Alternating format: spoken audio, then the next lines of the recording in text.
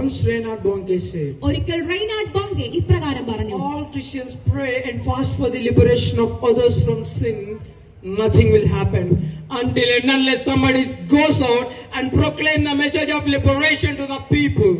എല്ലാ ക്രിസ്ത്യാനികളും മറ്റുള്ളവരുടെ പാപങ്ങളുള്ള മോചനത്തിനായി പ്രാർത്ഥിക്കുകയും ഉപവസിക്കുകയും ചെയ്താലും ആരെങ്കിലും പുറത്തുപോയി വിമോചന സന്ദേശം പ്രഖ്യാപിക്കുന്നത് വരെ ഒന്നും സംഭവിക്കുകയില്ല. So church has two legs to walk. അതുകൊണ്ട് സഭയ്ക്ക് നടക്കാൻ രണ്ട് കാലുകളുണ്ട്. That is pray and preach.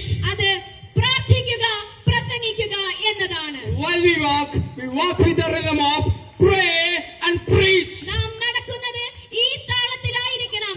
പ്രാർത്ഥിക്കുക, പ്രസംഗിക്കുക. Pray and preach. പ്രാർത്ഥിക്കുക, പ്രസംഗിക്കുക. Today, as I stand here to represent the graduating class, boldly but with humility make the solemn pledge there. ഇന്ന് ഇവിടെ ബിരുദധാരികളുടെ പ്രതിനിധിയായി ഞാൻ നിലകൊള്ളുമ്പോൾ ധൈര്യത്തോടെയും എന്നാൽ വിനയത്തോടെയും പ്രതിജ്ഞ എടുക്കുന്നു. We will preach Christ with boldness, courage and with our whole lives. ഞങ്ങൾ ധൈര്യത്തോടെ ശക്തിയുക്തരായി ഞങ്ങളുടെ ജീവിതകാലം മുഴുവനും ക്രിസ്തുവിനെ പ്രസംഗിക്കും. Even if it costs our lives, we consider it as a privilege. നമ്മുടെ ജീവൻ നഷ്ടപ്പെട്ടാലും നാം അതിനെ ഒരു പദവിയായി കണക്കാക്കും. As liberated health, we will go and preach Christ until the nations of the world turn towards the Lord. ലോകത്തിന്റെ രാജ്യങ്ങൾ ക്രിസ്തുവിലേക്ക് തിരിയുന്നത് വരെ സ്വതന്ത്രരാക്കപ്പെട്ടവരായി ഞങ്ങൾ പോവുകയും ഞങ്ങൾ ക്രിസ്തുവിനെ പ്രസംഗിക്കുകയും ചെയ്യും. No matter what the persecution we face, but we will stand until the last breath of our lives to liberate each and every soul.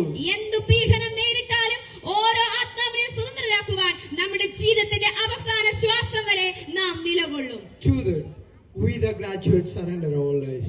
അതിനുവേണ്ടി ഞങ്ങൾ ബിരുദധാരികൾ നമ്മുടെ ജീവിതം സമർപ്പിക്കുന്നു. Would you please pray and send us? ദയവായി ഞങ്ങളെ പ്രാർത്ഥനയോടെ അയക്കുക. For we are willing to go.